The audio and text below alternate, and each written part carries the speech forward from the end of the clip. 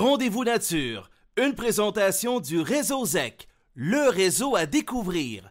Visitez leréseauzec.com. Le Réseau ZEC, 63 territoires publics partout au Québec. Chasse, pêche, plein air et camping pour ravir les grands et les petits. C'est le réseau de la liberté en nature avec des chalets, du prêt à camper, des yourtes et des embarcations. Imaginez-vous en train de planter votre tente où vous voulez sur le territoire. Dans le Réseau ZEC, c'est possible. Vivez l'expérience en famille, entre amis et avec votre animal de compagnie dans les ZEC du Québec. Réseau ZEC, le réseau à découvrir. Partout au Québec, vous écoutez l'émission radio consacrée à la chasse, à la pêche et au plein air, Rendez-vous nature.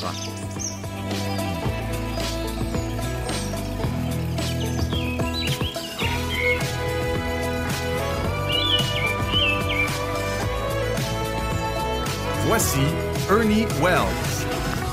Allô tout le monde, bienvenue à notre Rendez-vous nature de cette semaine, la dernière émission de février 2025. Quand on dit ça passe vite, on est rendu déjà à la fin du mois. Et on a mangé tout un an, mais on a réussi quand même à passer à travers ces 2 tempêtes de neige, ces blizzards rarement déchaînés à ce point. Moi, j'ai jamais vu pareille intensité, sans interruption ou presque, des chutes de neige qui ont déversé 116 cm en 2 tempêtes en moins d'une semaine, routes fermées, des journées sans école, des commerces, des entreprises fermées. Enfin, si on s'inquiète de la situation de notre faune petite et grande, qu'en est-il de l'avenir de la chasse? Martin Savard coordonne la formation des futurs chasseurs. La façon de profiter de la forêt en famille est aussi différente. En même temps, on a de plus en plus de jeunes femmes et de jeunes couples qui s'initient ensemble à la chasse. Mm-hmm. Alors, les habitudes changent tranquillement, mais l'avenir, là, ça semble quand même, au niveau de la relève, l'avenir semble intéressant. Et le mauvais temps des derniers jours, la froidure sibérienne de janvier, ont des impacts sur la faune. Ça c'est certain, et la faune, qu'elle soit petite et grande. Et qu'en pense Stéphane Monette? On vient d'embarquer dans la zone qui est très critique. On les a vus, ils ont complètement disparu des ravages. Puis, tu sais, par les cartes satellites, on disait, OK, il y en a une autre belle qui s'en vient. Puis là, je me disais, OK, si les chevreuils et les orignaux, ils ont délaissé les territoires où est-ce que je trappais, ça veut dire qu'on va en avoir un autre popé. Puis comme de fait, on l'a eu. Fait qu'eux autres, ils étaient déjà prêts à ça.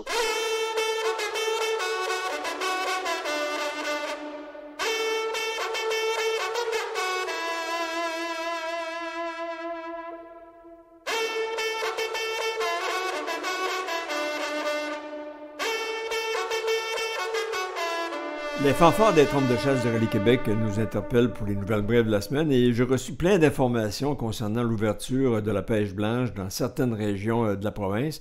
Et après le mauvais temps des derniers jours, eh bien, les amateurs de pêche blanche pourront pratiquer la pêche sportive le 1er mars 2025 dans un secteur de la rivière Chaudière.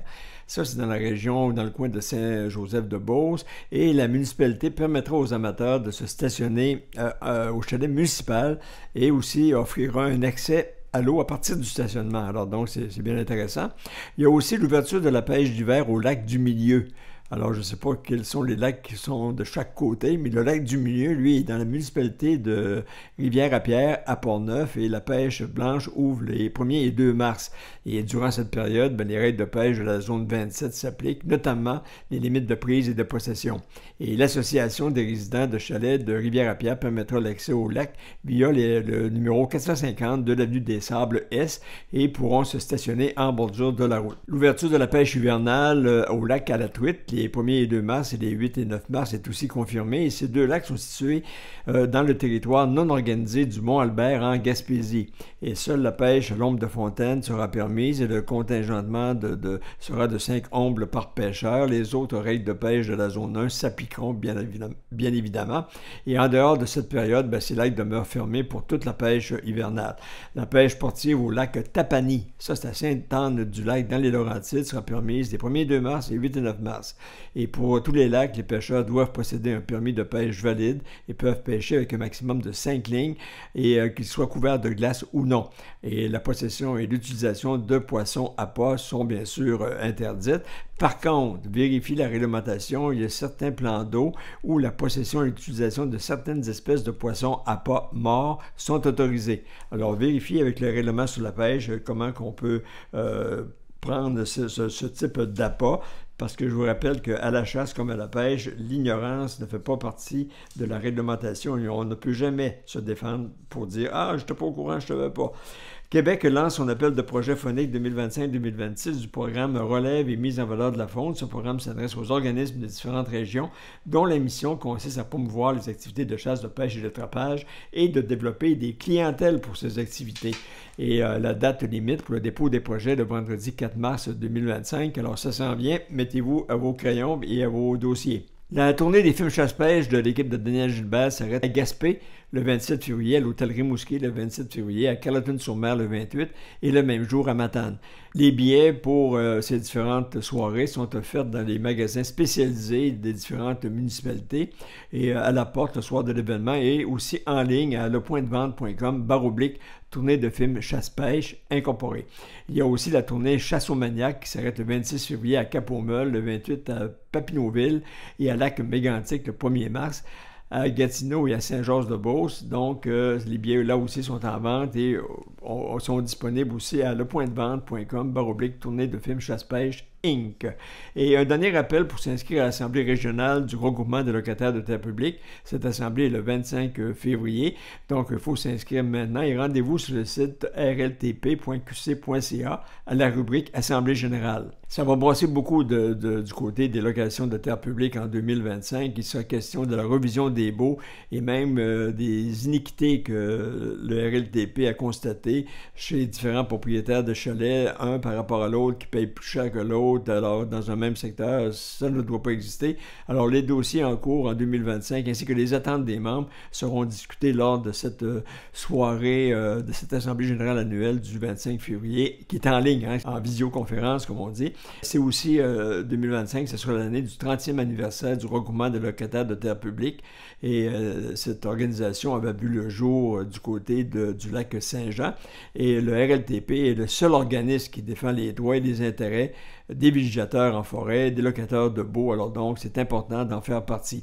Et je rappelle que le 19e encamp de la Fondation de la faune est actuellement en ligne jusqu'au 27 février. 250 lots attendent vos mises.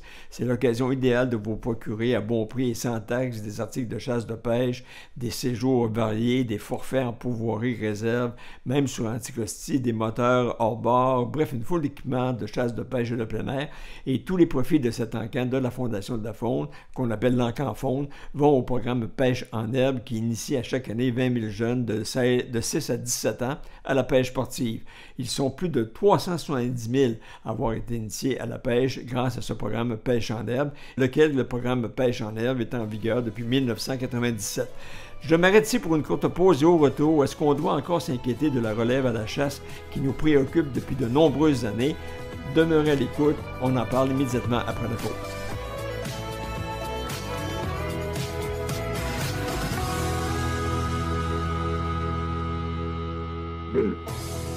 Suivez toute l'actualité dans le monde de la chasse, de la pêche et du plein air sur le web grâce à Rendez-vous Nature. Tous les jours, soyez informés des principales nouvelles au Québec au rendez-vous-nature.ca. Reportages, entrevues, conseils de professionnels, vous connaîtrez tout de la chasse, de la pêche et du plein air à la radio et sur le web. Rendez-vous Nature, la référence de l'information phonique au Québec. Suivez-nous au rendez-vous-nature.ca. Saviez-vous que les ZEC ont été créés en 1978 dans le cadre de l'opération Faune du gouvernement provincial? Oui, un grand mouvement mis en place par le gouvernement de l'époque afin de redonner accès aux Québécois à 48 000 km² de territoire forestier. C'est grand 48 000 km². En fait, c'est plus grand que la Suisse. Alors ça vous laisse beaucoup d'espace pour vivre vos prochaines aventures. Mais comment de si vastes territoires sont-ils gérés pour assurer la mission des ZEC en matière d'accessibilité, de gestion des ressources phoniques et d'autofinancement des territoires? Le gouvernement provincial délègue la gestion de ces terres publiques à 63 organismes gestionnaires de ZEC, soit des OBNL, tout en imposant un cadre légal et des objectifs de gestion durable des ressources. Pour veiller au respect de cette mission, il faut s'appuyer sur un grand nombre de personnes. Le réseau des ZEC compte sur la participation active de ses membres, la précieuse aide de ses bénévoles, la collaboration des employés et des partenaires sur le terrain, ainsi que sur le savoir-faire des gestionnaires et du conseil d'administration de chacune des 63 ZEC de la province. Comme on dit, il y a du monde à la messe. Envie de vous impliquer dans la saine gestion des territoires phoniques? Contactez votre ZEC pour connaître toutes les possibilités d'engagement dans votre région. Le réseau ZEC. 63 ZEC, 12 régions. Chasseurs, procurez-vous le BOC Thorax, l'écarteur de cage thoracique pour animaux sauvages. Ce bâton télescopique 100% en acier inoxydable alimentaire favorise le refroidissement et la préservation de la venaison en toute sécurité. Ne commettez pas l'erreur de la contaminer avec une branche d'arbre. Conçu à Rimouski, fabriqué au Québec, écologique, facile à nettoyer, résistant et compact. Disponible chez tous les bons marchands. Détails au www.boc-thorax.com. L'essayer, c'est l'adopter. Pour profiter pleinement des plaisirs de la chasse ou pour déjouer le poisson, les destinations de la CEPAC vous proposent de vastes secteurs exclusifs, des taux de succès élevés, des outils cartographiques de pointe et surtout du personnel qualifié et passionné. Aux quatre coins de la province, vous pourrez pratiquer votre activité préférée le temps d'une journée, lors d'un séjour en camping ou encore dans l'un de nos confortables chalets. Accédez au meilleur territoire de chasse et de pêche du Québec. Réservez votre séjour dès maintenant à cepac.com. Rendez-vous nature, une présentation du réseau ZEC, le réseau à découvrir. Visitez le réseauzec.com.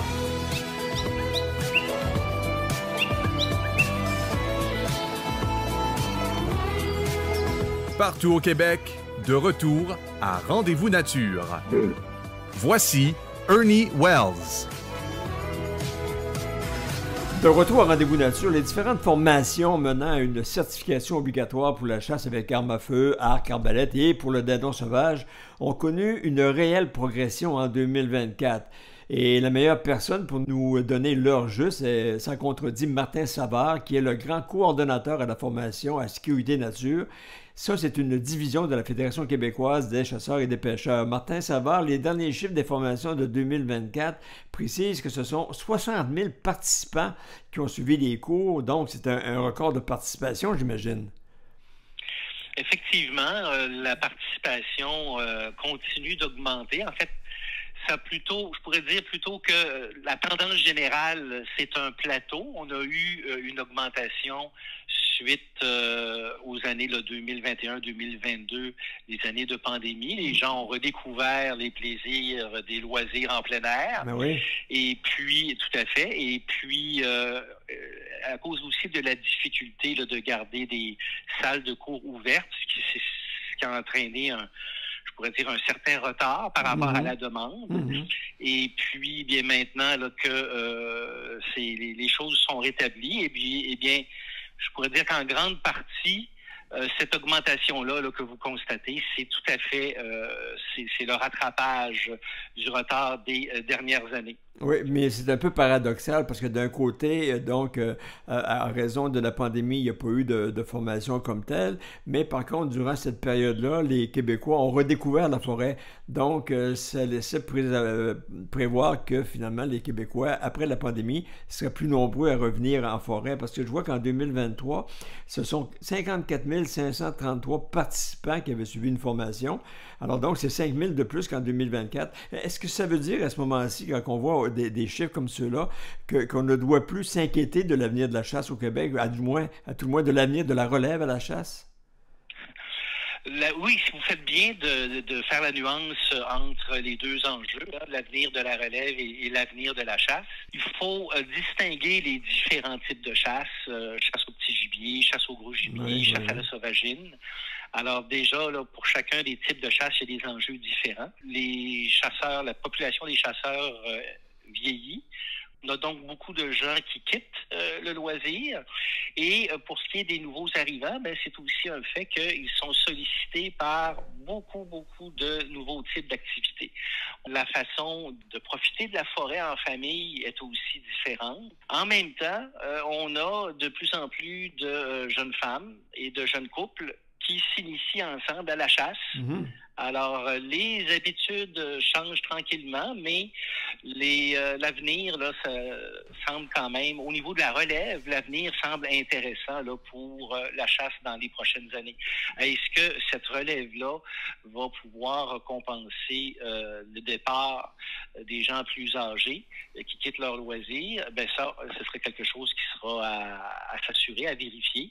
Mais effectivement, du côté là, de ce qu'on observe ici à Sécurité Nature, du côté des formations, eh bien, les formations sont en continu d'être offertes et puis d'être réclamées aussi en grand nombre. Oui, puis je voyais que pour ce qui est du cours canadien là, de sécurité dans le maniement des armes à feu, il y a quand même eu 24 903 participants en 2024, mais en 2023, il y en avait 21 624. Donc, déjà là, on voit qu'il y a une augmentation.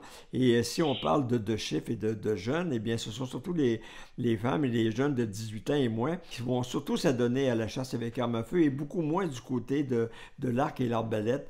Parce que là, de ce côté-là, c'est surtout les hommes dans une proportion de 51% qui dominent cet engin de chasse. Et ça peut s'expliquer comment que les femmes et les jeunes choisissent surtout l'arme à feu, alors que l'arc et l'arbalète, c'est délaissé, et c'est surtout les hommes qui utilisent ces deux engins. Au niveau de l'initiation, il est certain que la voie d'entrée, la voie majeure d'entrée, bien c'est la chasse avec arme à feu. Oui. La chasse avec arc et arbalète a toujours été soit une chasse, je pourrais dire, pour une expérience différente, une expérience d'une qualité différente. Donc, ça s'adresse d'abord à des personnes qui ont déjà une expérience de la chasse et qui veulent étendre leurs habiletés puis étendre le défi. Et puis, la chasse à l'arc et l'arbalète a aussi été connu une certaine popularité du fait de la structure de nos règlements de chasse. Alors, il y a des secteurs de chasse, il y a des zones de chasse qui vraiment offrent des possibilités de chasse à l'arc et l'arbalète vraiment plus importantes. Et les chasseurs, les mordus qui veulent en profiter, ben ils doivent s'initier à ce type de chasse-là pour en profiter. Mais je pense aussi peut-être que quelque part, parce que ça, la certification pour pouvoir chasser, là, toute l'information, le cours est offert en ligne. Et là, j'imagine que d'avoir ajouté la formation en ligne pour l'arc et l'arbalète, ça a dû aussi augmenter en même temps la participation des amateurs intéressés, parce que là, le cours devenait à ce moment-là encore plus accessible, puis plus disponible pour les gens parce qu'ils pouvaient choisir à peu près le moment de leur formation. Donc, les cours en ligne ont favorisé un accroissement des chasseurs et des archers. Tout à fait. Alors, la possibilité des cours en ligne, c'est certain qu'il y a pratiquement plus de problèmes là, au niveau de l'accessibilité de la formation. C'est accessible partout à travers la province. Oui. Ce qui est intéressant, c'est que, je vais faire un petit rappel, pour pouvoir obtenir le certificat du chasseur qui autorise la chasse avec arme à feu, il faut suivre 2 formations, une qui est en ligne, initiation à la chasse, et puis l'autre qui est en salle, c'est-à-dire la manipulation sécuritaire des armes à feu. Et ce cours en salle-là, se fait en personne parce que ça comprend un examen pratique. Il faut être capable de démontrer qu'on peut vider et s'assurer qu'une arme à feu est sécuritaire. Oui. Du côté de la chasse à l'arc et l'arbalète, on a besoin pour se qualifier sur le certificat du chasseur pour l'arc et l'arbalète uniquement d'une formation qui se donne en ligne. Il y a pendant plusieurs années, c'était accompagné d'un test pratique où est-ce que le futur chasseur devait démontrer son habileté au tir à l'arc de manière à sensibiliser là, les nouveaux chasseurs à l'importance là, d'un bon entraînement et puis l'importance là, de s'assurer de pouvoir atteindre en tout temps la zone vitale. Et puis, cet examen-là n'existe plus de nos jours. Depuis quelques années, on a retiré ce test pratique. Ouais.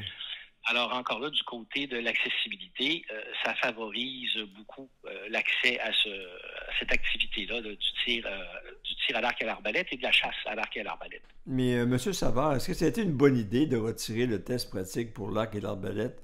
je dirais, peut-être l'absence de cette formation fait en sorte que les conducteurs de chiens de chasse sont venus un peu compenser le manque d'habileté de certains archers et arbalétriers. Ça a été un peu contesté, le retrait. Pourquoi ça avait été retiré, finalement?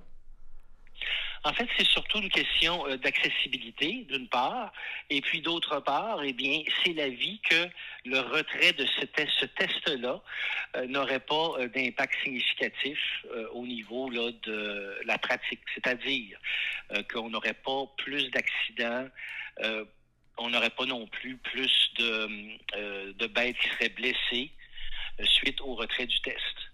La façon que le cours est structuré, la façon que la formation est donnée, on insiste beaucoup sur l'éthique du chasseur. Et l'éthique du chasseur implique que lorsque vous allez à la chasse, vous devez vous assurer que vous pouvez atteindre votre cible d'un tir qui est mortel, c'est-à-dire d'un tir qui va infliger le moins possible de souffrance à l'animal. Et puis que vous allez être capable de récupérer votre gibier, qu'il n'y aura pas de gaspillage. Ouais. C'est donc les principes généraux. Il faudra qu'il y ait des études qui soient faites sur le terrain pour effectivement confirmer qu'il n'y a pas d'effet négatif du retrait de cette formation-là une fois rendue sur le terrain. Et comme je faisais remarquer tout à l'heure, la chasse à l'arc et à l'arbalète est généralement pratiquée par des gens soit qui en ont vraiment la passion dès le départ ou des gens qui souhaitent augmenter là, le défi de la chasse. Mm-hmm. Donc, dans ces deux cas-là, pour ces deux clientèles-là, on comprend que ce sont des clientèles qui sont soit extrêmement motivées, ou bien ce sont des clientèles qui ont déjà beaucoup d'expérience. Oui. Et dans un cas comme dans l'autre, ça contribue à diminuer la possibilité qu'il y ait des mauvaises pratiques de chasse. Oui, c'est deux engins qui sont très pointus, comme on dit. Mais ce qui est intéressant aussi, puis je voulais vous en parler, c'est l'augmentation quand même des formations pour le dindon sauvage. Avec 60% d'augmentation, 10 032 inscriptions en 2023. Alors donc, c'est énorme comme adepte du dindon, parce que là, cette année, juste en 2023, il y a eu 5800 nouveaux initiés. Alors, ça témoigne finalement de l'ampleur de cette chasse-là qui rejoint en tout et partout 90 000 amateurs. Mais moi, je me disais aussi que le fait que l'oiseau migre de plus en plus vers l'est, comme l'an passé, la zone 2 avait été ouverte à la chasse. Donc, ça vient chercher encore là de nouveaux amateurs parce que là, le dindon se rapproche des maisons. Puis même, on voyait avec les dernières tempêtes de Montréal là, en fin de semaine, il y a même des dindons qui se promenaient à travers les voitures qui étaient embourbées. Je ne sais pas si vous avez vu ça, mais ça veut dire qu'il y a encore de la place à la chasse pour maintenir et réduire même l'augmentation des populations. Alors, de ce côté-là, oui, effectivement, on ajuste, tous les 2 ans, on module les règlements de la chasse de façon à ce que la chasse puisse jouer un rôle de régulation des populations pour le dindon sauvage. Oui. Ce qui est intéressant aussi, puis vous l'avez fait remarquer, une grande partie de l'intérêt pour la chasse au dindon sauvage, c'est généré par la présence des dindons eux-mêmes. Alors, il y a beaucoup de gens qui pratiquent d'autres types de chasse, et puis en étant dans leur cache ou bien en faisant de la prospection là, dans les bois, ils rencontrent des dindons, puis là, ils se disent « Ah, mon Dieu, voilà, il y a un potentiel. » Oui. L'intérêt est vraiment attisé là, par la présence des dindons. Et puis, les gens se disent « La saison prochaine, ça va être mon tour. » Ah oui. Alors, c'est ce qui s'explique. Oui. Du côté du dindon sauvage, on a la formation est faite selon 2 formules. Le cours est donné en salle et le cours est donné aussi en ligne. Bien que de plus en plus, les gens qui s'intéressent à faire la chasse au dindon, ils sont de plus en plus dans des secteurs qui sont où il n'y a pas de dindon encore, ou bien qui récemment colonisés par le dindon sauvage.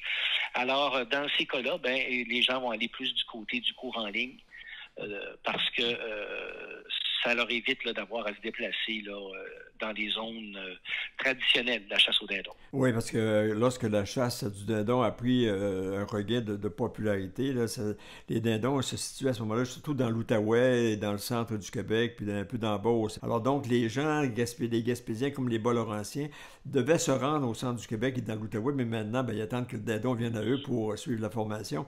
Puis c'est bon comme ça. Mais là, je ne sais pas, avec l'hiver qu'on connaît, si il va progresser peut-être à un rythme, peut-être qu'il va progresser, mais peut-être à un rythme moins rapide. Lorsqu'on regarde la nouvelle loi fédérale sur les armes, sur le contrôle des armes à feu, qui, je dis nouvelle, mais ça fait quelques années quand même, là, eh bien, on constate que maintenant, les amateurs d'armes de poing ils ne peuvent plus s'acheter d'armes pour pratiquer leur activité. Mais par contre, le nombre d'amateurs pour la formation s'est accru de 24% en 2024, en attirant presque 3200 participants comparativement à 2569. Comment expliquer une hausse de cette formation alors que les armes de poing ne sont plus disponibles? Il y a deux phénomènes qui se combinent pour avoir là, cet effet-là sur nos statistiques pour les gens formés aux armes de poing.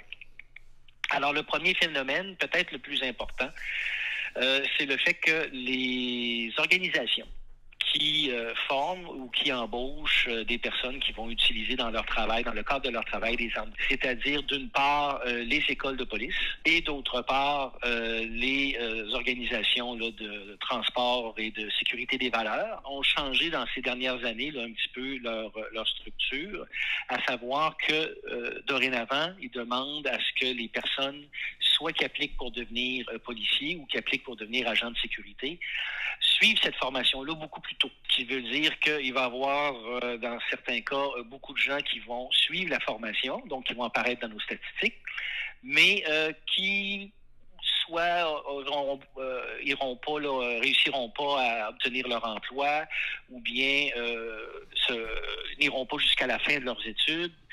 Et puis, dans ces cas-là, ben, les statistiques les retiennent, mais ce ne sont pas des gens qui vont se retrouver là, plus tard à utiliser des armes de poing. Alors ça, c'est un premier phénomène, puis je pourrais dire c'est ce qui explique la plus grande partie de l'augmentation. Okay.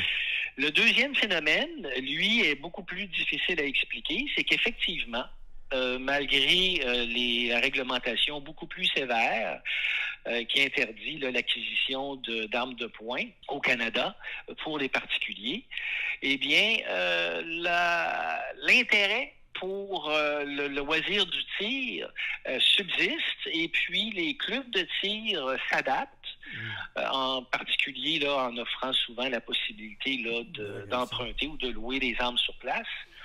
Donc, les gens maintiennent ce loisir-là vivant et puis les gens y tiennent. Les gens y tiennent et puis les gens aussi en parlent autour d'eux puis font de nouveaux adeptes.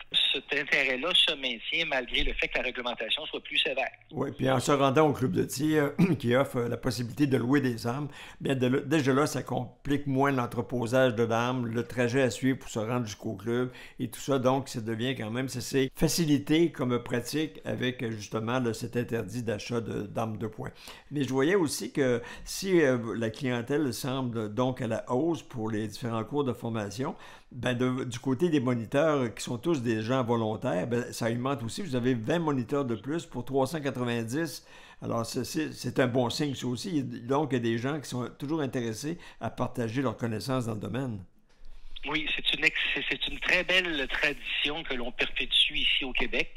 Alors, lorsque dans les années 70, la plupart des administrations nord-américaines ont senti le besoin de formation obligatoire pour les chasseurs, alors à l'époque, juste au Québec, par exemple, dans les années 60, on pouvait avoir 50-60 accidents graves suite là, à la manipulation d'armes à feu. Maintenant, on en a plus qu'un ou deux ou trois par année. C'est quelque chose là qui est devenu très rare. Alors, pour obtenir ce résultat-là, ben, les administrations nord-américaines ont imposé des formations obligatoires aux nouveaux chasseurs. Et au Québec, plutôt que de former là, des moniteurs professionnels ou bien plutôt que ce soit un service gouvernemental, eh bien, on a simplement on s'est simplement reposé sur le réseau des clubs de chasseurs et de chasseurs partout à travers la province. Alors, déjà, dans ces années-là, il y avait des festivals de chasse, il y avait des concours de tir, et puis on a simplement été chercher cette expertise-là, ce réseau-là. Et les moniteurs sont...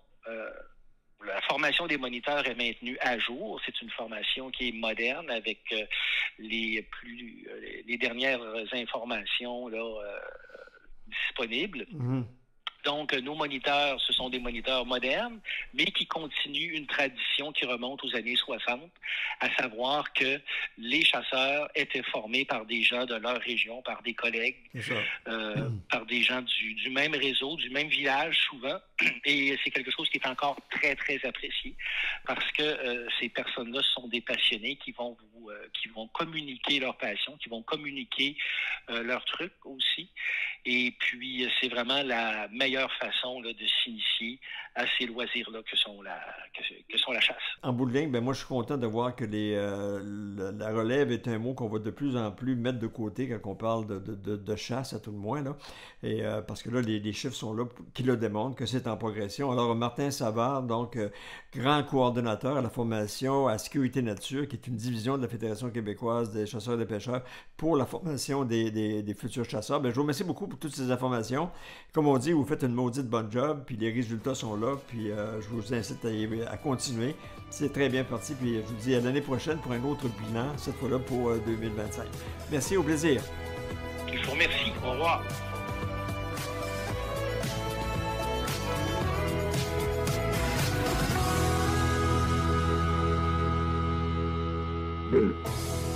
Suivez toute l'actualité dans le monde de la chasse, de la pêche et du plein air sur le web grâce à Rendez-vous Nature. Tous les jours, soyez informés des principales nouvelles au Québec au rendez-vous-nature.ca. Reportages, entrevues, conseils de professionnels, vous connaîtrez tout de la chasse, de la pêche et du plein air à la radio et sur le web.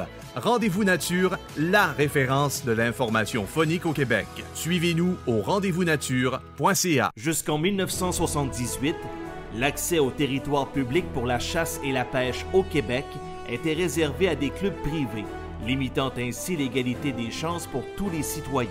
En réponse, l'opération Gestion Faune a été lancée en 1977 avec pour mission de garantir une exploitation équitable et durable des ressources fauniques. Cette initiative visait à protéger la faune, à assurer l'accès à tous les Québécois et à encourager la participation des utilisateurs dans la gestion de ces ressources. En 1978, les ZEC ont vu le jour, avec une mission unique, gérer démocratiquement ces territoires publics par des associations sans but lucratif. Les bénéfices générés sont entièrement réinvestis dans la conservation et la valorisation des ressources fauniques au cœur de leur mission. Le réseau ZEC, c'est 48 000 km² de territoire forestier. À l'automne, c'est la chasse au petit gibier et au gros gibier, mais c'est aussi le petit manteau au bord du feu en fin de soirée. C'est aussi s'emmitoufler dans son sac de couchage après une longue journée à se promener dehors. C'est aussi la première gorgée de café le matin qui nous réchauffe l'intérieur alors qu'il ne fait que 2 degrés dehors. Mais comme on dit, et qu'on est bien dans le bois. Le réseau ZEC, 63 ZEC, 12 régions. Chasseurs, procurez-vous le BOC Thorax, l'écarteur de cage thoracique pour animaux sauvages. Ce bâton télescopique 100% en acier inoxydable alimentaire favorise le refroidissement et la préservation de la venaison en toute sécurité. Ne commettez pas l'erreur de la contaminer avec une branche d'arbre. Conçu à Rimouski, fabriqué au Québec, écologique, facile à nettoyer, résistant et compact. Disponible chez tous les bons marchands. Détails au www.boc-thorax.com. L'essayer, c'est l'adopter.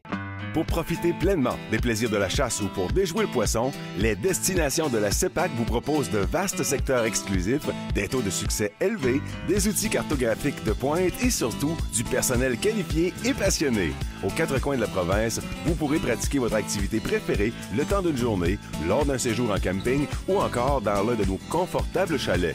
Accédez au meilleur territoire de chasse et de pêche du Québec. Réservez votre séjour dès maintenant à cepac.com. Rendez-vous Nature, une présentation du réseau ZEC, le réseau à découvrir. Visitez leréseauzec.com.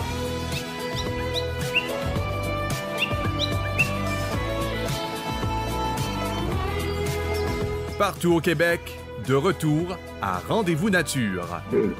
Voici Ernie Wells. De retour à Rendez-vous Nature, quand je vois toute cette neige qui nous est tombée dessus, qui est tombée sur le Québec en entier, d'ailleurs au cours des dernières semaines, on parle même de jusqu'à 116 cm de neige, entre autres au Bas-Saint-Laurent, puis on dit toujours qu'en forêt, c'est pire. Je deviens très inquiet pour la faune, la petite et la grande, surtout les chevreuils, les jeunes qui n'ont pas encore un an, là, parce qu'un hiver rigoureux peut entraîner la perte du tiers d'un cheptel chevreuil. J'en parle avec notre collaborateur et coach de chasse, Stéphane Monette, de la ferme Monette et de ses produits attractifs pour le grand gibier. Stéphane, tu connais bien la grande faune, tu fais beaucoup de motoneige, tu as une ferme d'élevage. Comment tu réagis à toute cette neige, à ces dernières tempêtes qui viennent finalement causer des problèmes incroyables à la faune? Là? Si tu m'aurais parlé il y a 3 semaines, je t'aurais dit, mon Dieu, Ernie, il n'y a pas de panique avec rien. Mais là, en l'espace d'une semaine, on est passé d'un niveau qui était très correct, très, très, très parfait, même pour les cerfs de Virginie. On vient d'embarquer dans la zone qui est très critique à cause justement des 2 dernières tempêtes qu'il y a eu. Peu importe, là, c'est pas mal. Je sais que le Bas-Saint-Laurent, vous y avez goûté une méchante pelletée, là. Ah oui. Mais nous autres aussi, des Laurentides, on a eu ça.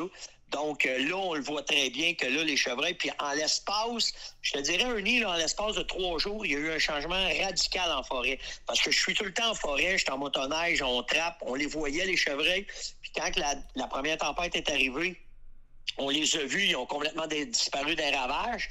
Puis, tu sais, par les cartes satellites, on disait, OK, il y en a une autre belle qui s'en vient. Puis là, je me disais, OK, si les chevreuils puis les orignaux, ils ont délaissé les territoires où est-ce que je trappais, ça veut dire qu'on va en avoir un autre popé. Puis comme de fait, on l'a eu. Fait qu'eux autres, ils étaient déjà prêts à ça. Par contre, le gros problème, c'est que c'est la cause majeure numéro 1 pour les cervidés de problèmes de décès. C'est la neige. Puis là, ben, on est dedans. On est vraiment dans un cas critique. Oui, parce que le cerf, lui, n'est pas adapté à des conditions de neige des grosses accumulations. Ils ont des sabots très fins. Ils sont pas hauts sur pattes non plus.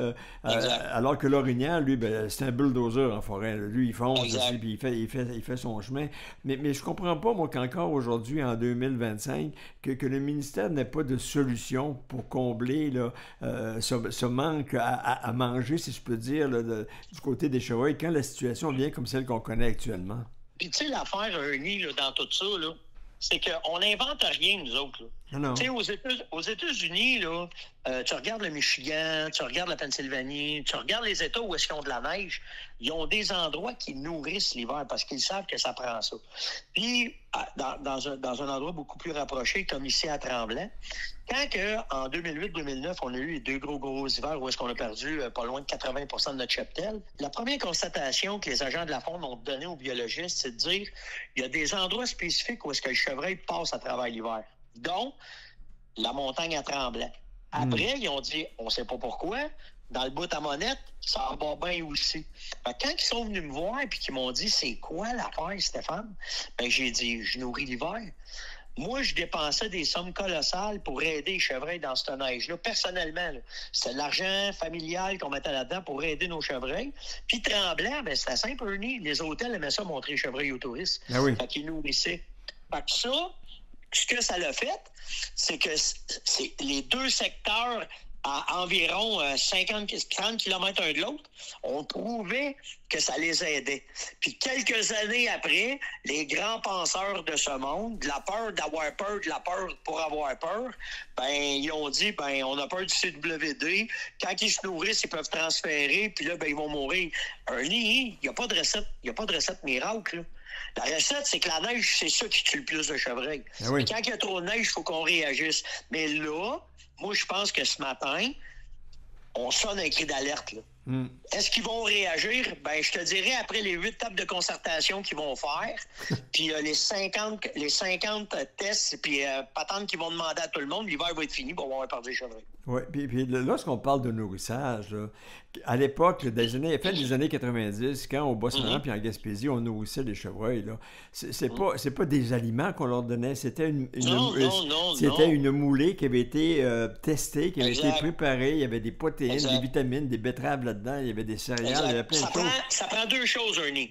Ça prend une moulée adaptée pour cette situation-là d'hiver. C'est ça. Puis l'autre affaire que ça prend de la luzerne. De la luzerne deuxième coupe en bêle parce que quand le chevreuil mange une moulée, peu importe quelle qu'elle est, elle fait un résidu. Quand il va la digérer, il la remonte parce que c'est un ruminant. Puis quand il la croque avec ses dents, ça fait une poussière. Cette poussière-là, elle se loge dans les joues. Okay. Puis ce qui nettoie l'intérieur des joues puis de la bouche. Puis aussi, ça les aide à la bonne digestion. C'est ce qu'on appelle du verre, nous autres, dans notre jargon là, d'éleveur. Mais le verre, c'est la luzerne. Fait que le chevreuil va manger de la luzerne à travers la moulée. Ça les garde en super santé. Puis là, ben, c'est là qu'ils peuvent passer à travers l'hiver parce qu'on leur donne de l'énergie. On leur donne aussi des fibres. Puis on leur donne de quoi que, comme je te dis, ça nettoie la bouche, ça les rend parfaits. Fait qu'il n'y a aucun moyen qu'ils puissent développer une maladie quelconque dans la bouche. Puis là, ben, ça les amène jusqu'au printemps après. Oui, puis c'est ça. Puis la moulée, ça venait pas les nourrir, ça venait juste les renforcer pour leur donner assez de force, d'énergie pour passer à travers l'hiver. Parce que là, tu vois, là, on est fin février, puis d'après les biologistes d'Environnement Canada, là, ça reste toujours le mois de mars qui est le mois des tempêtes. Te rends-tu compte? Voilà. Avec tout ce qu'on a eu puis tout ce qui s'en vient, c'est une espèce qui va être aussi fragile que le caribou de la Gaspésie. Exactement. Puis garde, là, l'autre affaire, puis là, moi, ça fait au moins 5 ans que je sonne les cloches, puis il n'y a pas personne qui pense à ça. Le coyote a pris énormément de place. Ben oui, mais... Le coyote prend de la place, Stéphane, parce que le chevreuil a augmenté. Quand le chevreuil est en diminution, le coyote disparaît. Puis là, puis quand il y a moins de nourriture, ben, la femelle coyote, elle donne moins de rejetons parce qu'elle sait qu'il n'y a pas beaucoup de manger. Mais là, garde bien un nid. Garde bien là où le bas blesse. C'est que là, nos populations avaient repris du poil de la bête depuis les 2 dernières années. Donc, le coyote avait augmenté aussi. Oui. Et le coyote, là, il est à son maximum présentement. Là, on donne de la neige, donner de la misère aux chevreuils. Puis là, les coyotes, t'as raison, ils vont se rebalancer s'il n'y a pas de nourriture. Mais là, ils vont faire mal. Ah oui. Là, ils vont faire mal au cheptel doublement à cause de la neige. Puis, on le voit, là, dans Laurentides, on a un autre problème qui est après arrivé avec les chevreuils aussi, c'est que là, il y a une prolifération des loups. Ouais. Fait que là, ben, où qu'il n'y a pas de coyotes, les loups augmentent. Les bons penseurs de ce monde qui disent, les canidés, on les aime, on doit laisser aller ça. En tout cas, c'est pas de bon augure pour qu'est-ce qui s'en vient dans les prochaines années, dans le cas du cervidé, que ce soit le chevreuil ou l'orignal, avec les proliférations, des prédateurs, puis la deuxième affaire avec la neige, là c'est pas bon. C'est vraiment pas bon. Puis là, avec toute cette neige, les chevreuils qui ont réussi à se rendre dans des ravages, puis qui sont une gang dans le ravage, puis là, ils marchent toujours aux mêmes endroits, ils broutent toujours aux mêmes endroits, la neige augmente, puis leur petit sentier se creuse, puis là, ils deviennent des proies très accessible aux coyotes, qui les autres arrivent, ils ont juste à sauter dans le sentier, puis là, ils se tapent un buffet incroyable, puis ça, on l'a vu. Puis tu sais, Ernie, elle est où la logique, OK? Le Québec, là, c'est une des seuls endroits où est-ce que le chevreuil ravage. Quand le chevreuil ravage, on le sait qu'ils se ramassent ensemble. S'ils se ramassent ensemble puis ils mangent les beignes-branches, c'est quoi la différence de les nourrir artificiellement pour les aider ou quand ils s'en vont d'un ravage à propos du CWD? Fait que tu sais, c'est un discours qui a ni queue ni tête pour moi par rapport à ce qui se fait avec les gestionnaires.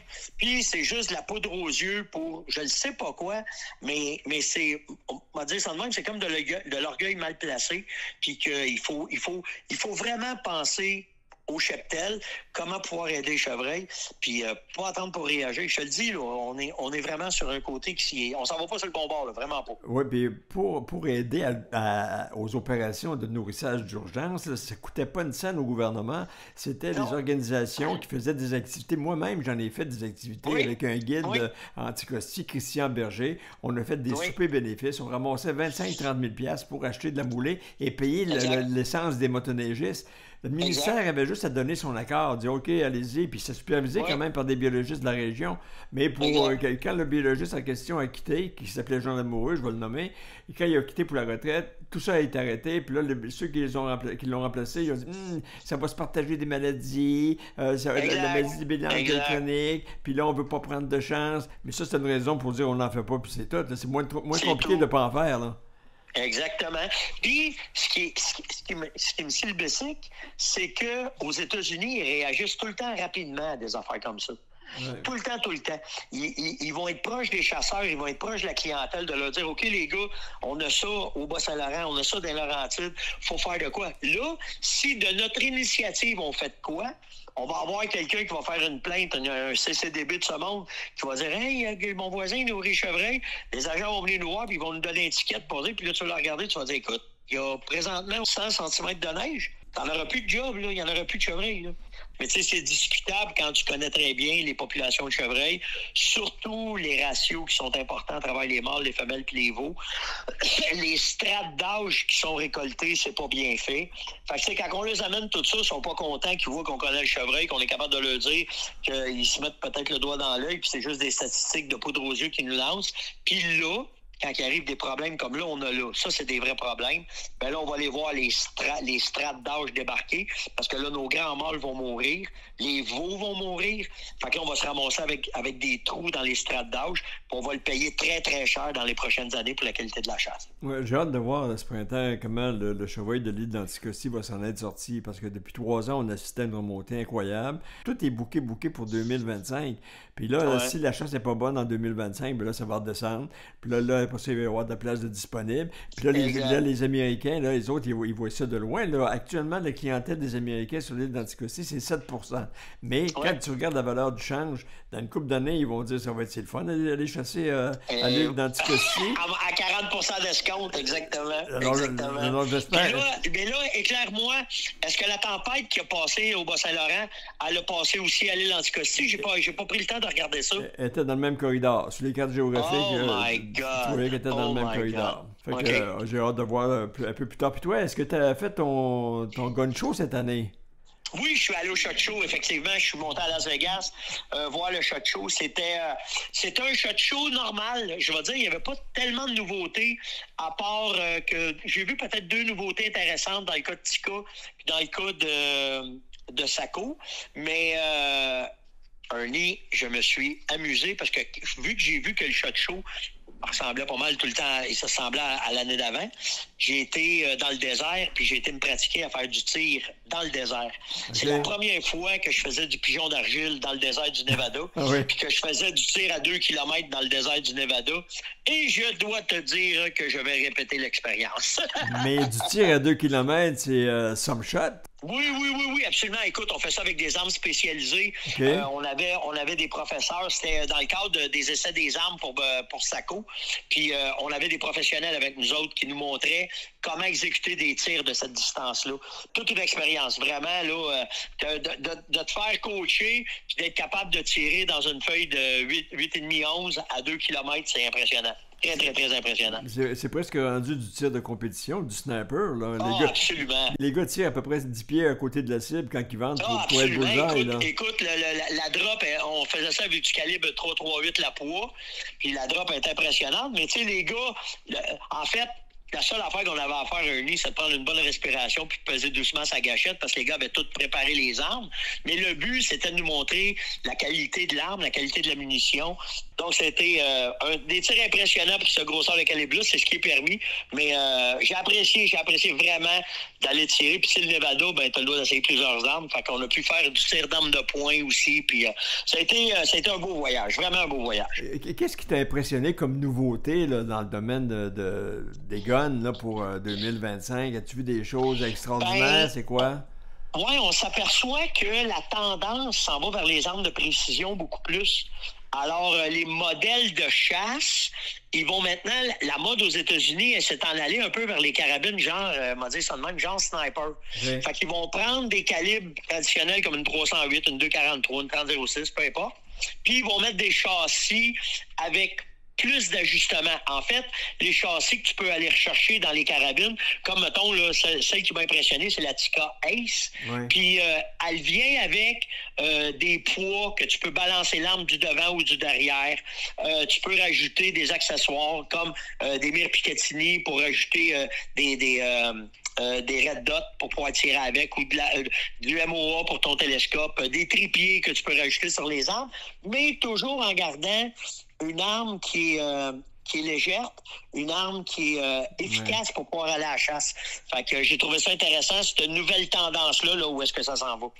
Il y a quelques années, on parlait, à la suite, bien sûr, de la pandémie, là, qu'il y avait vraiment une diminution, là, une rareté même dans les munitions. Est-ce que ça s'est résorbé? Est-ce que maintenant, l'industrie de la chasse ou l'industrie des armes aux États-Unis est en mesure maintenant d'avoir repris le poil de bête, encore une fois, puis de produire assez de munitions sans créer une rareté comme on a constaté il y a quelques années? Ben, de ce que j'ai vu au SHOT Show, c'est pas encore parfait parce que à cause de la guerre qui est un peu partout sur la boule, de s'approvisionner en primer, là, ce qui l'amorce des munitions, est encore difficile. Fait que les manufacturiers, eux autres, vers où est-ce qu'ils s'enlignent? Ils s'enlignent souvent vers les calibres populaires. Fait qu'on va avoir encore de la misère, d'après moi, en 2025, à s'approvisionner dans des calibres un peu plus spécifiques, comme les WSM, la 300 WSM, 270 WSM. Ça va être encore pas mal difficile d'en avoir quand on pense autant sur les grands métaux, sur l'acier, sur l'aluminium. Les armes sont faites avec ça. Fait que ce que nous autres, on exporte, puis ce que eux autres nous exportent, les deux côtés, ben l'impact va être quoi? Alors, c'est à regarder qu'est-ce qui va arriver. Puis, tu sais, faut pas penser que c'est tous les Américains qui sont Trump, puis là, c'est vraiment la droite de la droiture qui est en place. Fait que ça crée... Puis, tu sais, faut pas penser qu'ils sont juste les Canadiens non plus, hein. Ils brassent pas mal.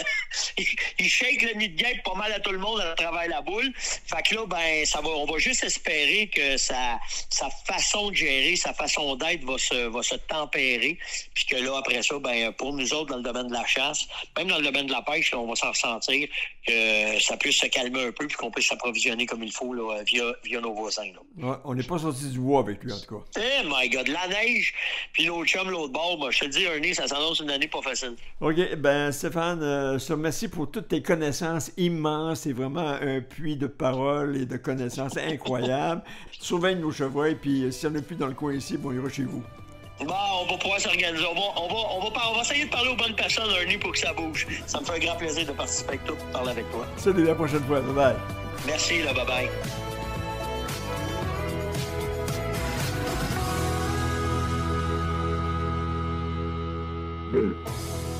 Suivez toute l'actualité dans le monde de la chasse, de la pêche et du plein air sur le web grâce à Rendez-vous Nature. Tous les jours, soyez informés des principales nouvelles au Québec au rendez-vous-nature.ca. Reportages, entrevues, conseils de professionnels, vous connaîtrez tout de la chasse, de la pêche et du plein air à la radio et sur le web. Rendez-vous Nature, la référence de l'information phonique au Québec. Suivez-nous au rendez-vous-nature.ca. Chasseurs, procurez-vous le Buck Thorax, l'écarteur de cage thoracique pour animaux sauvages. Ce bâton télescopique 100% en acier inoxydable alimentaire favorise le refroidissement et la préservation de la venaison en toute sécurité. Ne commettez pas l'erreur de la contaminer avec une branche d'arbre. Conçu à Rimouski, fabriqué au Québec, écologique, facile à nettoyer, résistant et compact. Disponible chez tous les bons marchands. Détails au www.buck-thorax.com. L'essayer, c'est l'adopter. Pour profiter pleinement des plaisirs de la chasse ou pour déjouer le poisson, les destinations de la CEPAC vous proposent de vastes secteurs exclusifs, des taux de succès élevés, des outils cartographiques de pointe et surtout du personnel qualifié et passionné. Aux quatre coins de la province, vous pourrez pratiquer votre activité préférée le temps d'une journée, lors d'un séjour en camping ou encore dans l'un de nos confortables chalets. Accédez au meilleur territoire de chasse et de pêche du Québec. Réservez votre séjour dès maintenant à cepac.com. Rendez-vous Nature, une présentation du Réseau ZEC, le réseau à découvrir. Visitez le réseauzec.com.